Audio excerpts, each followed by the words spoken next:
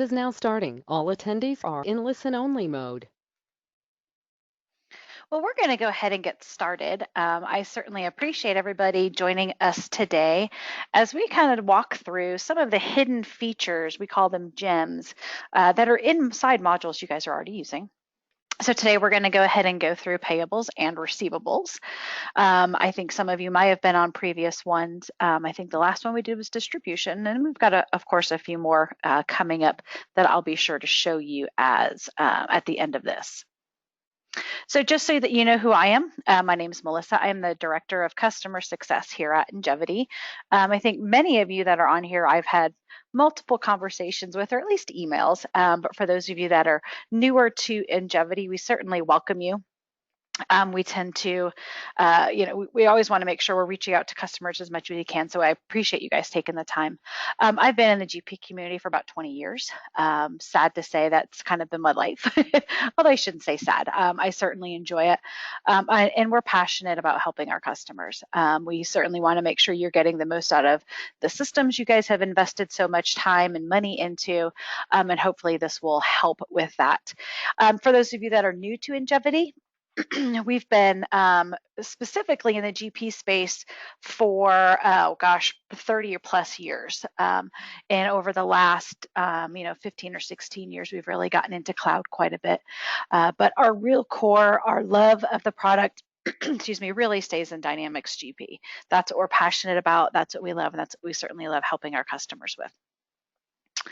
Our mission at Ingevity, and I like to just let everybody know what this is, and I certainly hope you guys can tell this based on your interactions with us, is really to improve the life and success of our partners and customers by providing exceptional business application experiences that simplify, inform, and delight. So hopefully what we're going to go through some of today will help you simplify some processes. Maybe it'll inform you as to things you didn't really know that were there, or give you a little more info into what they're really for, and hopefully delight you. I mean, at the end of the day, that's really the goal. Keeping in mind, I think I am the only one at Ingevity that is on the call today. So I will be pausing every once in a while just to kind of take a look for questions. So you'll notice in your toolbar for GoToMeeting, there's a spot where you can post questions. Please feel free to do so. I will be going into those to take a look and make sure that I haven't missed anything. So if you hear me pause for a minute, I'll give you a little reminder. That's what that's for. So a couple of things what we're going to go through today, and this is just to make sure that, just to give you kind of a high level idea, and I promise this is the last slide. I'm just going to jump right into GP after this. We're going to go through refund checks, how to auto deposit cash receipts, scheduled payments, and this works both in AP and AR, editing 1099 transactions. I'm sure people have been out there, and what's happened is, oh my gosh, I forgot to set a vendor as a 1099 vendor, and now it's year end. And how can I fix that? The all-in-one viewer. This is something that's been newer in recent versions of GP, and a few other things. Some things that hopefully I can show you that make things a little bit easier in your daily process. So I'm going to go ahead and jump out of here real quick, and I'm going to go into my GP system. So for those of you who might not be on GP 2018, that is the version I'm showing. Now, it might look just a little bit different, just in terms of maybe what the screens look like in colors and those sorts of things. Also, all of the things we're going to go through today, none of this requires a purchase on your behalf. So I want to be sure you're aware of that. All of these things are functions and features that you already have. Some might require a little additional installation, and we can certainly talk through those on a one-to-one basis if that's the case. But keeping in mind, none of this is going to cause you any sort of extra time or money, and hopefully save you time. I don't want to cause you any extra time. Okay, so obviously we are going to start our day in both sales. So I'll be spending a lot of time in here in the sales module, as well as in purchasing. So we'll be spending a lot of time in there. I'm actually going to move transactions over because that's really where we're going to be spending our time. Okay, so I'm going to start on the sales side just real quick. A couple of things that I wanted to review. One of these is refund checks. And what this is really for is these are the instances where I have a customer that has overpaid for whatever reason, and they have asked us to reimburse the overpayment. Sometimes customers will obviously say, hey, don't worry about it, just apply it to the next invoice. Depending on how large that refund might be, they may be asking for it back. Now, refund checks is basically going to do the automation of what you could do manually. So there's absolutely a way you could do this manually. However, anytime you do a process manually, you always have that opportunity to have some sort of data entry error. So what this is really doing is it's doing those processes for you. Okay, so what I'm going to do is I'm just going to create a batch. And if you've seen me do any sort of training, everything is called test. The nice part about that is I then know what to delete. So I'm going to go ahead and choose a checkbook. I'm going to go ahead and save my batch. So what I'm going to do is I'm going to go ahead and choose a customer. We'll pick Aaron Fitz for now. And I'm going to insert him in here. And if you'll notice, what it's going to show is say, hey, you've got some sort of overpayment, maybe it's, that this particular customer has made. I might have multiples, and you can choose whichever ones you might be refunding. I'm just going to pick the one I have and click OK. Now, what's going to happen is you'll notice I also have a vendor named Aaron Fitz. A couple of the nice things on this is if I didn't have a vendor that this customer tied to, I could create it right here. There's also a screen I can go into where I can create links between customers and vendors. So if I have, and mine happens to be the same ID, obviously, yours may not. Completely okay. That's not relevant to the process at all. I do it just to make it easier for myself. But what it allows you to do is if you have business partners that you interact with both on a payables and receivable side, you can keep them linked together, and that just helps this process a little bit better. Okay. All I really have to do from this perspective is I'm going to say process, and it's just always asking for confirmation, which is good. So I'm going to go ahead and say transfer. I'm going to print these to the screen for you so that you can see what's happening. You don't have to do this. So please don't feel like you have to print the 15 reports, or maybe it's not quite 15, but there's a lot of them that come out. Really what this is going to show me is all of the distributions and the transactions that are being created that the system has said, hey, we're going to go ahead. Apparently it didn't do anything for me. Well, that's awesome. What it's supposed to do, we'll try it again, because oddly enough, this happened to me last time. It's supposed to create another document for me. So we'll close that. Oh, now I got to close them all. So hang on a moment. We're going to close out of everything because it decided it did not want to process. Don't ask me why, because it's a computer, right? We have all been in that situation. So I'm going to go ahead and create this again. I'm going to choose my customer. We'll insert him. If you'll notice, it's still here. So let's give it one more try, because I don't want my computer to make me sound like a big, huge liar. So we're going to go ahead and process that again. Yes, I want to transfer it. And let's print these to the screen. I had this happen to me yesterday too, and I'm not really sure why it did that. But we'll just go ahead and click screen on all of these. And again, this isn't necessarily something that has to be done. And if it doesn't work this time, I promise I won't make you sit through it a second time, because it'll just get really boring after a while. All right, so for some reason, I apparently have something in this transaction that it doesn't like. But let me tell you what it's supposed to do. So I apologize for bad demo data. What it's going to do is it's going to take that overpayment on the sales side, and it is going to create for me a credit memo, and a debit memo on the receivable side and apply them together. It's also going to, and let me show you this really quick, because there is one setup that does get done. So I'm going to come into the setup of refund checks. What it wants to do is it wants to know, hey, what's my default suspense account? Okay, what does that mean for me? So since it's creating dummy documents, both on the AP and AR side, it needs a wash for the two. So what it needs to do is it needs to offset receivables on the AR side. Then it uses that exact same account on the AP side to offset, so that you're not hitting another expense or revenue account, because you don't want to touch those. You're really just trying to do a transfer from AR to AP. And then of course, course, you would be able to print your check. For some reason, this thing did not want to work for me, so I apologize for that. I promise you I actually did it, because you can tell it's wanting to use document number 2. So I promise this actually works. I've just got some bad demo data, so I do apologize for that. But again, this is a process that the refund checks was brought in specifically because anytime I have an overpayment on AR, I had to manually create a transaction on the sales side to offset that overpayment. I had to enter an AP invoice. I had to make sure I remembered to hit the same offset account, and then I had to print my check to get it to send out to the vendor. Refund checks does those 3 transactions for you automatically, so that you don't have to worry about any miskeys or anything like that. So that's what my refund checks was for, and my apologies that it didn't actually work, but I promise it does.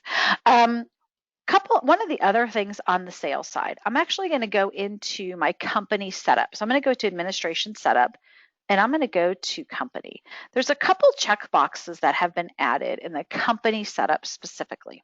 And I'm going to come in here to options. And there's 2 of them that I'm going to be showing you today. One of them is called separate payment distributions, and I'll explain that in a moment. And then when I scroll down, I've got another one that says automatically post cash receipt deposits. So, and I did see a question pop up, and give me 1 second, and I'll come in and answer that question for you.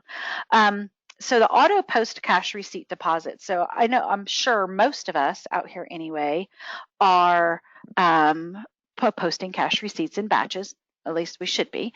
What will happen is whatever cash receipts are within one single batch, instead of you then having to go into the bank deposit screen and selecting them all to create a deposit, does it for you automatically. So what's nice about this is we've got lots of people who might wait till the end of the month, and then they're going to create all their deposits. Well, gosh, if you've got a lot of transactions in there, that can be fairly time consuming. This is going to allow you to have it send right over into cash receipts. So let's do that really quick. So I'm going to come into sales, and we're going to come into cash receipts, and I'm going to enter a couple of them. And again, I create my test batch, so we'll go ahead and add it. And let's pick a customer. We'll pick Adam Park for now. So I'm going to do a $500 cash receipt. I don't have to apply it. It's totally fine if you don't. That doesn't matter. We'll save that. And I'm going to do another one for Adam Park. We'll pick him again. Whoops, my mouse got a little funky there. And we'll do this one for $600. Okay. So I'm going to save both of those, and then I'm going to post them. Let's come into here. My cash receipt batch called test. There we are. So for $1,100. So I should be able to find a deposit in my Uptown Trust Bank checkbook with a date of 4/12/2027. So we're doing things a little bit in the future for $1,100. So I'm going to go ahead and post that. I'm not printing all these. I think we've seen enough reports that have come up, and apparently they like to make me liar. So we're going to skip that one. So I'm going to come into the financial series, and I'm going to come into, where am I? Reconcile bank statement. Okay. So I'm going to pick my Uptown Trust Bank. And if you'll notice, it's got my ending date. So I'm going to just go ahead and click transactions. Now, if I look for 12/27, here's my $1,100. Okay, so if you'll notice, what it did is it took the batch name and then it kind of appended part of the date to it. So it said it's 04/12 with a number 1. So why does it put that number 1 there? What that's telling me is if I have multiple batches in the same day, the next one would get 2, the next one would get 3, etc. But what this has done is it's kind of taken out that secondary step for me. So I don't have to go through and post all or create all of my deposits myself. So nice time saver, especially if you enter a lot of cash receipts. So I'm going to go ahead and close out of here. And let's see, we had a quick question. So I'm going to open that up right here. Version of GP that will have refund checks. This is not on my GP transactions menu. And I will verify that for you. It may be right after the version that you have. And since we'll be doing an upgrade soon, you'll probably get it. So I will check into that for you for sure. It was a new feature, and I don't remember what version it came out, so my apologies for that, but I will verify that for you guys. Okay, so let's see the other option that I wanted to look at. So one of the things that I had shown you in the company setup was that separate payment distribution. So I'm going to show you this on the payable side because it seems to make more sense from a payables perspective than a receivables. But again, it works the same on both. Now, if I'm in a transaction, and I'm going to go ahead and enter this in, we're testing features. That's not how you spell features. There we go. Okay. And again, my infamous test batch. Whoops.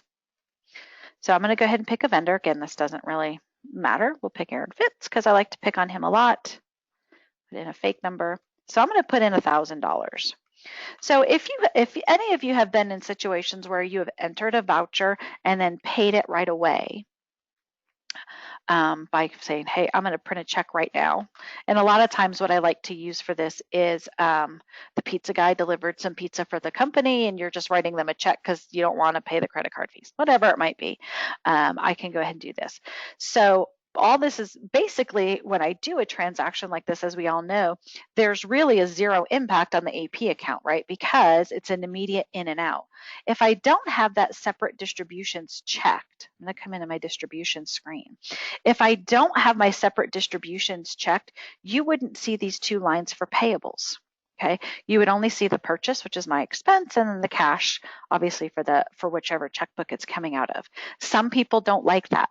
Some people like to actually see, yes, it went into AP, but it came right back out on the same day. Completely okay. By check marking that separate distribution in my company setup, so it's a company-wide setting. It's not just an AP or an AR setting. It's for anything you do inside of GP. You can then see the immediate in and out. Again, it's got the same net effect. You're just seeing that, yep, here's my purchase and pay. That would have been just my invoice. And then here's my pay in cash, which would have been just my payment. So there are people that like to see those two things separated out, which you can do. Okay, so that's what this is for. I'll just go ahead and save that. Let's see what else do we have to show. Here's a fun one on the sales side. And I don't know if anybody else runs into this. I have. There could be times, as a for instance, let's say, that the check that you receive from your customer isn't necessarily the same name that you have in your system, right? So maybe they print their parent company name on the check, or they have a doing business as, and that's what their checks say, but it's not the company name that you're familiar with calling them. So I'm in a cash receipt screen and I'm entering cash receipts, but now I'm at a point where I don't have any idea what check this is going to, and I don't want to have to get out of this screen. Now I have this option right here. Again, this is newer, so depending on your version, you may or may not see this on the cash receipt screen. I have this locate customer by document. So hopefully their check has at least told you what your invoice number is. The nice part is if I put in, if I know the invoice number and I tab off of it, it's going to say, oh, I know exactly what customer that is. Again, my invoice numbers are unique, so I don't have to worry about, oh my gosh, is it going to choose the wrong customer? But as long as they've given you your invoice number, you can do this lookup. And what this really helps is I don't have to have a second screen open. I can stay within the screen I'm worried about. I don't have to then say, oh, now I got to go look at transaction by document, find the customer. Okay, now I found the customer. Now I can come back. It kind of streamlines that process for you a little bit. So as long as you have that number, you can look at it. I'm going to save this.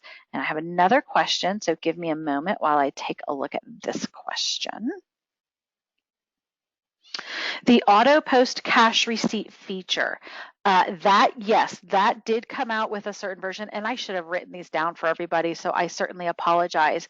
But Ashley, I can help you with that. I can let you know what version you guys might have to get up to, and you guys might be due for an upgrade pretty soon anyway. But yes, that was a newer version.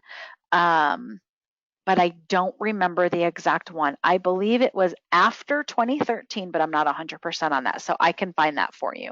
I'm going to make a quick note because I know Anne had a question on one, and the auto deposit cash receipt was Ashley. So I'm just going to make sure I can get those answers to everybody.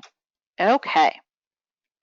So we've gone through a few things. Hopefully I'm not going too fast. I try to purposefully slow myself down when I talk, but I don't always do that very well. So, if there's anything that anybody would like me to repeat, additional questions, please feel free to post those, and I'm happy to go through whatever I still need to.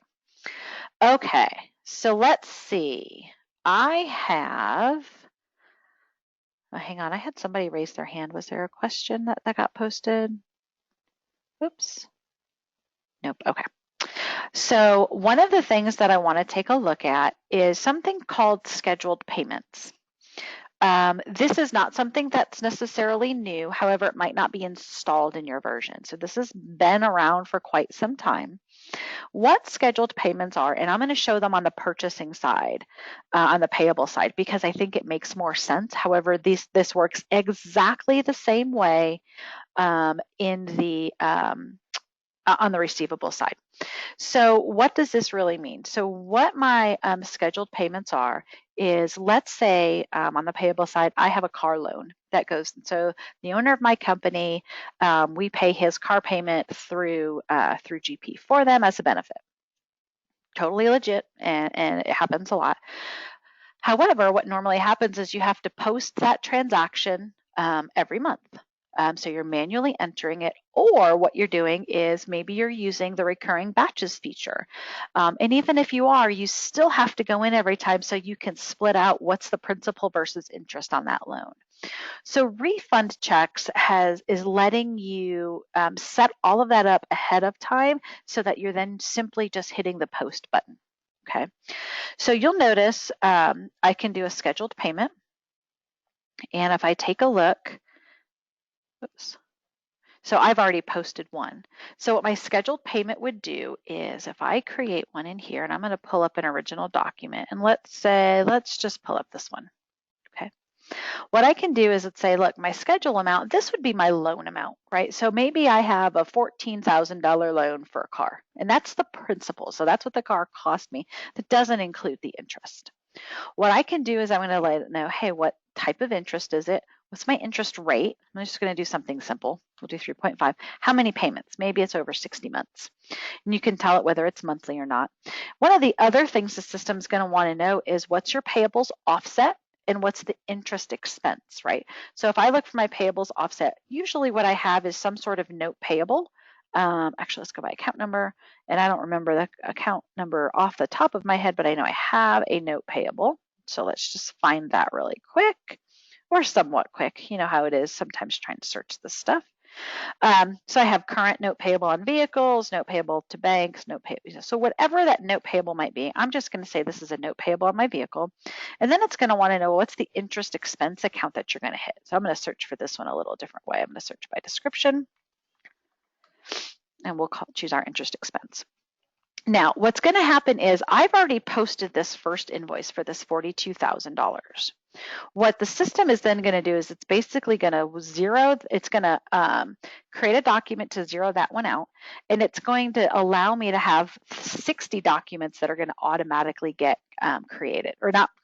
ready to be posted, right? So I'm going to click calculate. Okay, and it's letting me know, hey, your payment's about $766.26 per month. If I look at my amortization schedule, it's going to let me know, here's your payment for every month and the due date for it, what the principal is for that, what the interest amount is for that, and then it's showing you the running balance. Now, I'm going to go ahead and click OK. And what I'm going to do is, I'm going to go ahead and post this one. Okay, now what's happening is, and we don't need to post all of these. And then what I can have the ability to do is, through my routines, I can post these. Okay, so you'll notice I have one here for Aaron Fitz. That's one that I had created earlier just to do some testing. And then I've got this other one for advanced, and that's the one we did. But what I have the ability to do is, I can say, hey, you know what? I'm going to go ahead and post out the next few months. Okay, not everybody likes to post in the future, but you can. The nice part about it is, all of this is going to get automatically hitting the right principal and interest account, so I don't have to make adjustments on those. I'm not going to post these. I'm going to show you what this already looks like on Aaron Fitz. So if I come into transaction by vendor, and I'm just going to pick Aaron. Okay, so I had my initial invoice for the $12,000. It created a credit to offset those two. Now it's created what it's calling my scheduled payment of $12,000, and you'll notice it's got a remaining balance. The remaining balance is less the 2 payments that I had already done.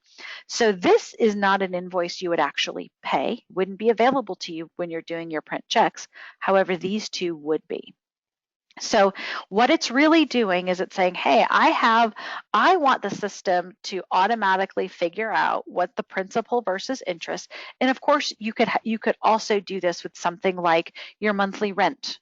So if you have, which doesn't have principal and interest, you could just say the interest amount is 0, put in what your yearly rent is, and have it create all of these for you.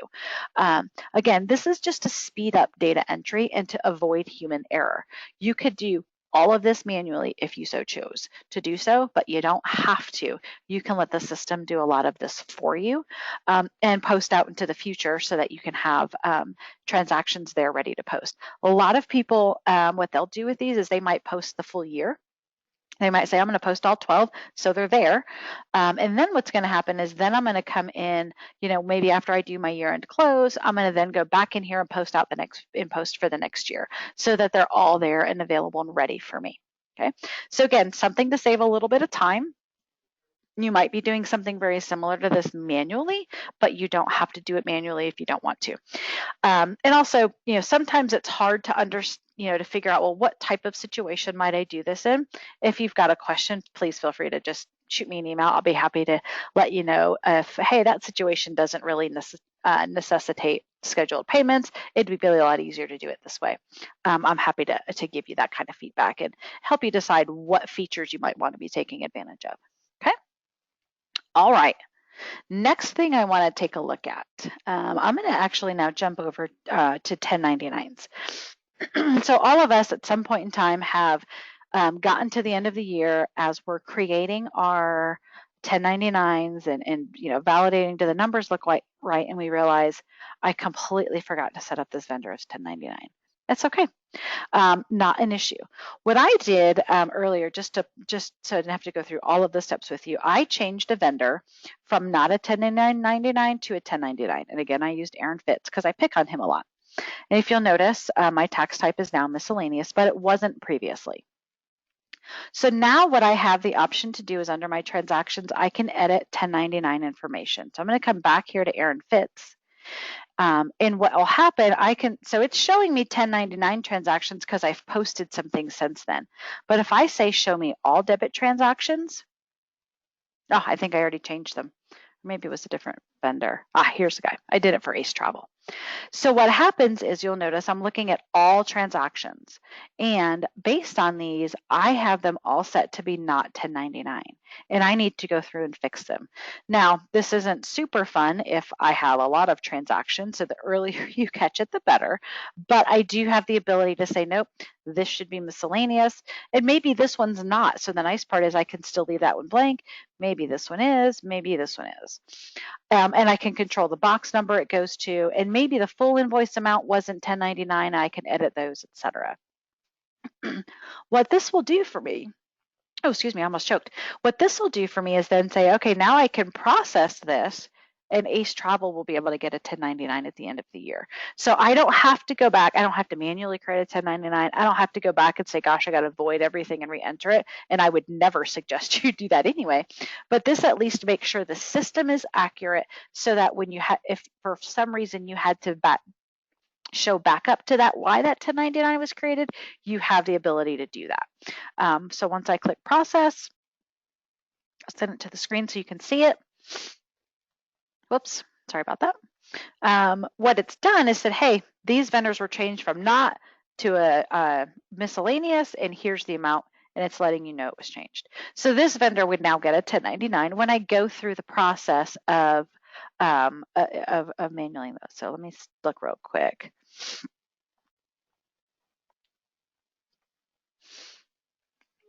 Okay. So I got a question from Julia.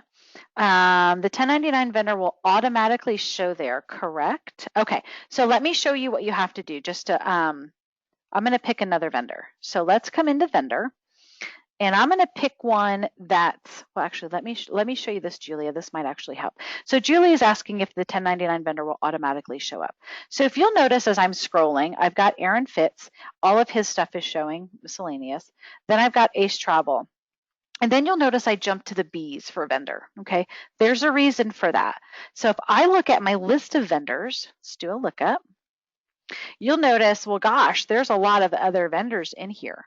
So when I'm in that 1099 vendor or that edit transaction information, the 1099 transaction information, it's only looking at vendors who are already marked as 1099. So what you'd want to do is, let's come into advanced because they're not a 1099 vendor. If I come into these guys, I'm going to click options and I'm going to say, nope, they're supposed to be a 1099 vendor. So I'm going to click miscellaneous. We'll click OK, and let's all remember it was advanced because I might forget. So we'll click Save and Close. Now if I come in here and I start scrolling, so now I've got Aaron, I've got Ace Travel, now I've got Advanced Office Systems. Now the list looks blank, so you're thinking, hey, why are they not here? Because it's saying, show me what's already marked as 1099. Well, I don't have anything. So I'm going to say, and I'm hoping I got transactions for these guys. I'm going to say, show me all debit transactions and redisplay. There we go. All of these transactions that were entered for this particular vendor, and if you'll notice, they're all set to be not a 1099. So the first step before they will show up in this screen is I need to mark them as a 1099 vendor in the vendor card. Then I can come in here and you want to make sure you're showing all debit transactions. And then again, you can just change whatever ones you want, and maybe this one was a dividend. It doesn't really matter which one you mark it to. This is specifically so it shows up on the right 1099 form. So then I have the ability to individually change the ones that are here, click process, and all of those should show on this report as being changed. Okay, so that, hopefully that answered your question. And Marissa, you don't see the edit 1099 transactions. So I am going to make a note, because the reason you're not seeing that is because that's also a new feature and it could be based on your version. So I will verify what version that came out for you. So I made a note specifically for this one to verify version. Or Kara is also on the line. Kara, if you know what version that came out in, that would be great. I am looking for that right now. Oh, awesome. And it looks like Kara also did fine for me, because she's much better at looking things up while I'm speaking, is the auto post cash receipt feature. It looks like that came out in 2015 R2. So Ashley, we'll have to just verify what version you're running on to see if that's why. And then Anne will still get the answer on yours for the refund checks to see why you don't have that. Okay.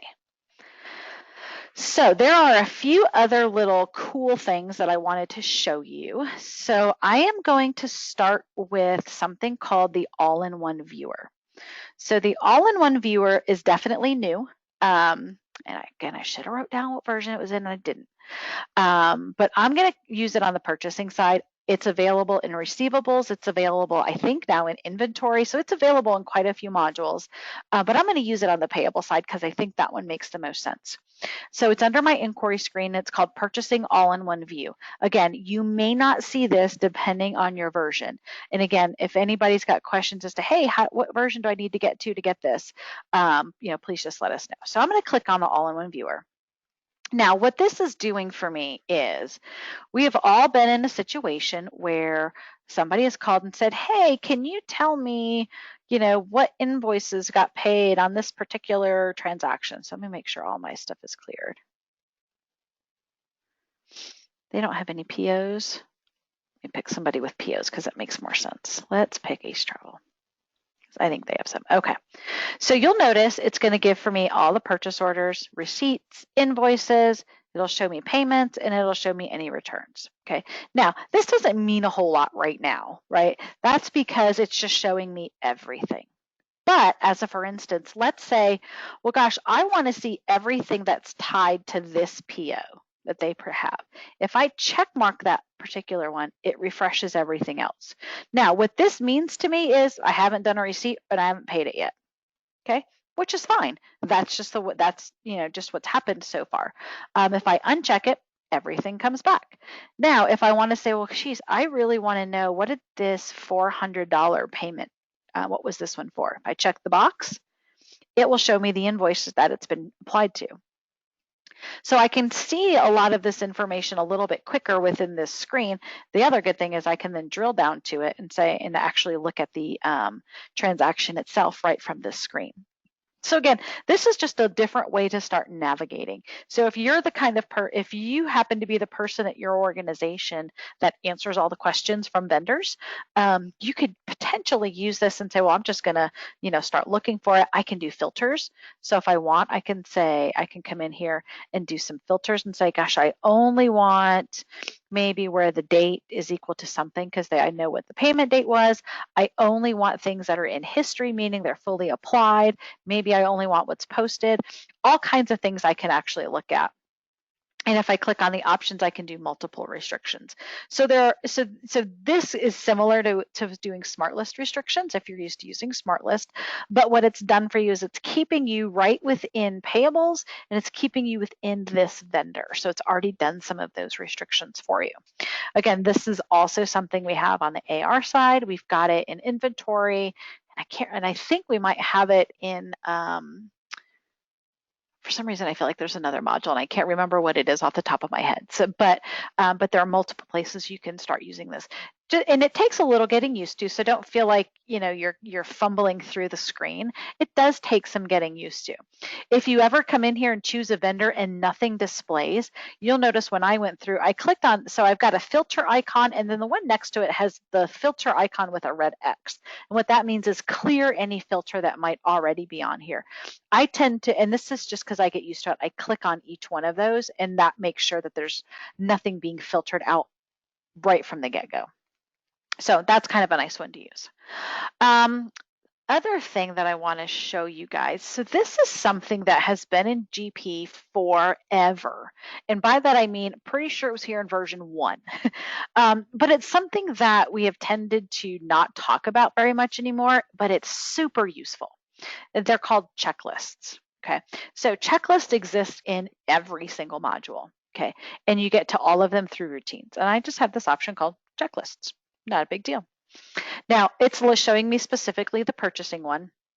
And every one of these, you have the ability to add things to it or modify the order, whatever that might be. But what are these really for?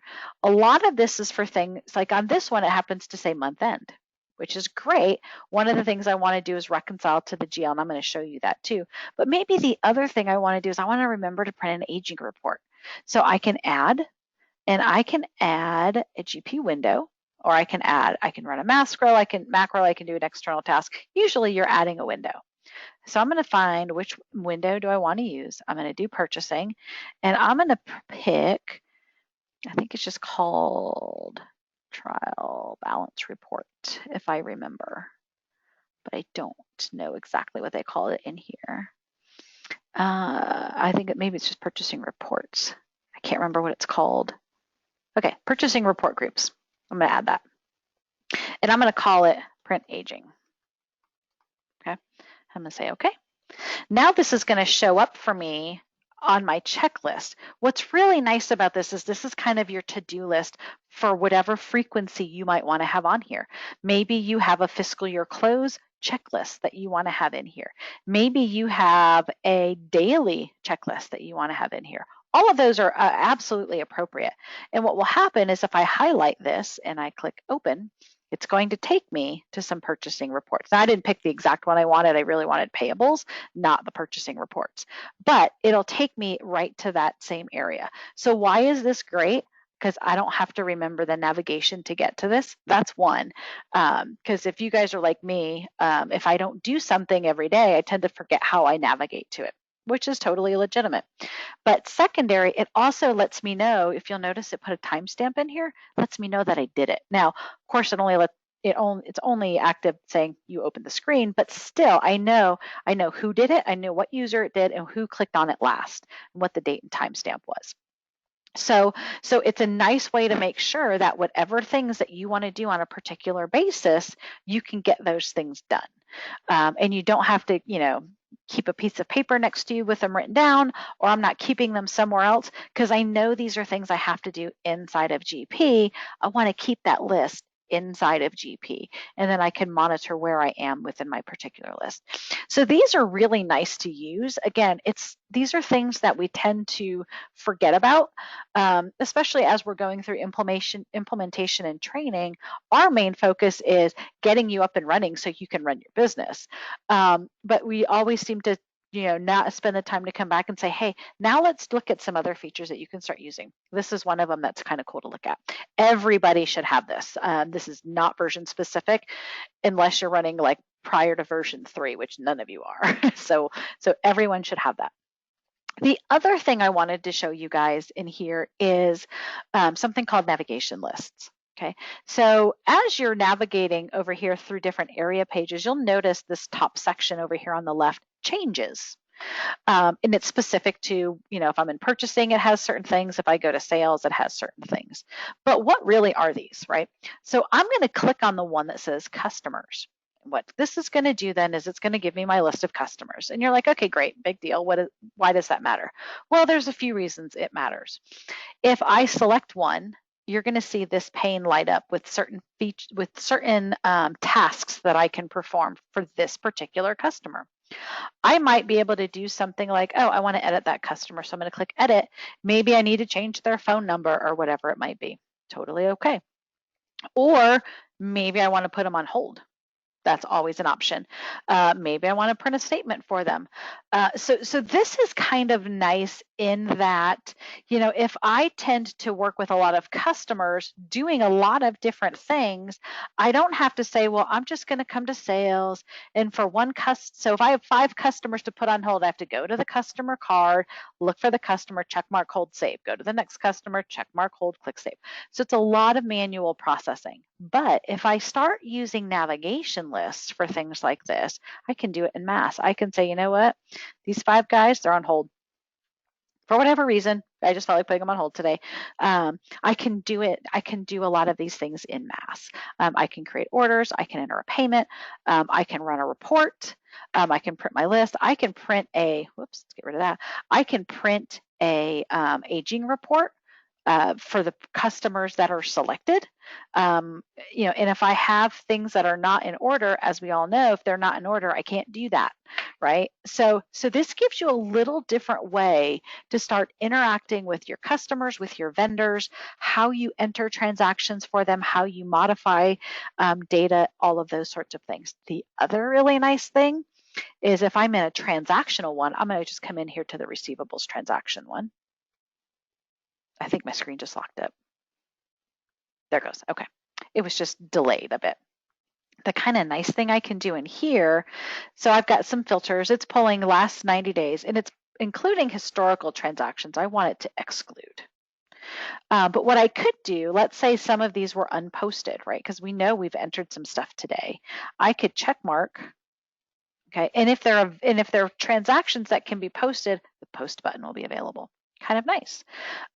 So a lot of this stuff I can post individual transactions that might be part of a batch, but the whole batch isn't available to be posted yet. I can do them from here.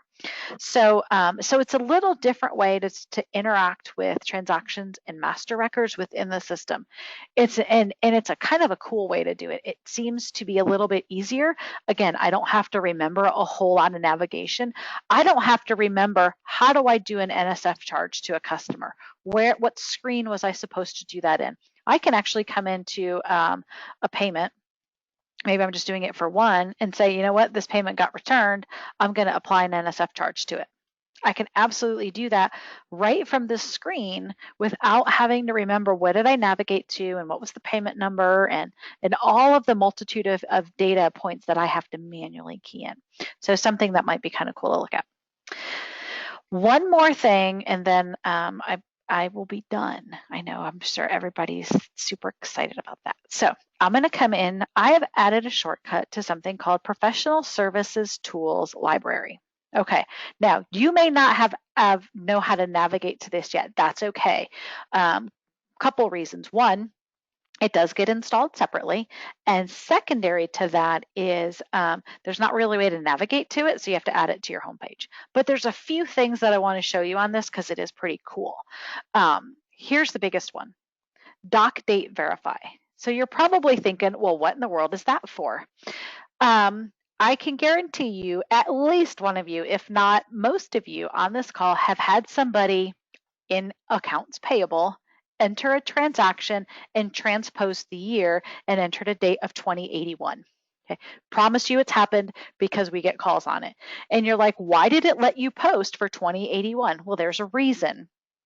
When I enter a transaction into AP and I enter the transaction date, all the system is looking for is that period closed? And if it's not closed, continue on, which is great. However, that period doesn't even exist yet, right? So, I mean, and it's 70 years ahead of us or 60 some odd years ahead of us. So some people might say, who cares? I'm not going to worry about it. I'll let somebody else worry about it. But it gets very annoying because you've got this weird transaction hanging out there in, way in the future. What doc date verify does, and all I have to do is check this box, and I'm done.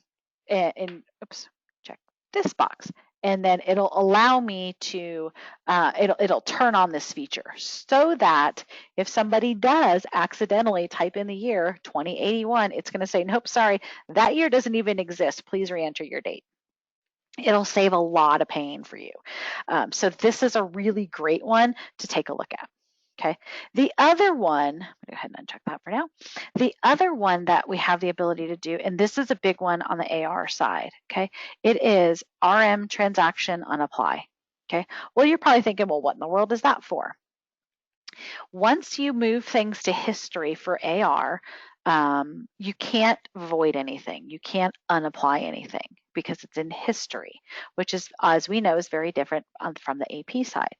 What RM transaction unapply lets you do is, if I've moved something to history, I can unapply it and it'll bring those things back to the open table so that I can fix them, which is fabulous because a lot of people will look at this and say, most people don't ever move their AR to history. It's a process that some people run monthly, some quarterly, some yearly, most people not at all. And they worried, and the reason they don't is because they can't bring it back, right? I can't do anything with it. So if something happens and I need to modify a transaction, whether it's a void or whatever it might be, I can't. This will let you do that. This will actually let me say, when I click transaction unapply and I click next, it's going to say who's the customer. And I don't think I have anything in history. Maybe I do. It's going to say, you know what, I want to unapply that. Lets me do it. So anything that's been in history, like this one, the sales invoice was in history, this one's in history. I'm going to unapply it, cancel. Okay, now it's open.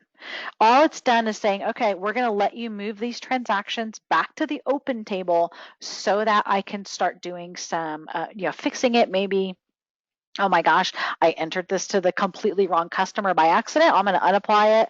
I'm going to void the payment, and then I can enter it to the correct one. Whatever might have happened, that RM unapply will allow you to fix it. So again, there's a lot of stuff that's in here that, some may be valid to your processes and some may not. These are the two that I like without a doubt the most. So something kind of cool to have on. And again, you may need to have this installed. It's about a 5-minute install, maybe 10, depends on how fast things go, but it's not a time consuming thing. And the reason this is kind of cool, prior to version, and I'm guessing here, I think prior to version 2013. So anything prior to that, you had to pay for these tools. And you had to pay for it. So if you wanted just the system tools, you paid for that. If you wanted the financial tools, you paid for that. Or you could buy all of them. So so this is kind of nice that they've said, you know what, this is silly. We're just going to give it to everybody. And these are all tools that at the support office for Great Plains, they've written these things specifically to help people with support. So these are all things that they have witnessed, the support teams have witnessed over and over again and said, okay, this is just crazy. We're going to create this stuff just to avoid some support things and let people fix it themselves. But now they've also said you can have it for free, which is kind of cool. All right, I think I had another question pop up, so let me take a look. All right, so, and yes, just put in a support ticket. We'll get whatever you need installed for you, so no worries. Okay, so I think that is it. I think that is the last thing I had. Couple quick things. I know some of you have been on some of our other webinar series, and I'm not putting this on presentation mode. We're just going to be lazy. You'll notice I've got all of them that we've done. There are some historically that have happened, but there's also a few more coming up. We've got general ledger, we've got reporting and workflow. All three of these are going to be really give you some new things that you could potentially use. If you have some of the others that you maybe were not able to attend, I do want to let you know, if you come out to our website, and this is just so you can go see them, under events, so just ingevity.com. If I come to events down in the bottom, it's also letting you know, hey, you can register for the others, completely okay. But we've also got the ones that have already happened out here so you can watch them. We did have an issue with one of Belinda's that didn't get recorded, so I apologize for that. But you can go ahead and watch the ones that have already happened even if you didn't attend, so no worries there. If there are any other questions, I'll stay on here for a few minutes. I'm actually going to stop the recording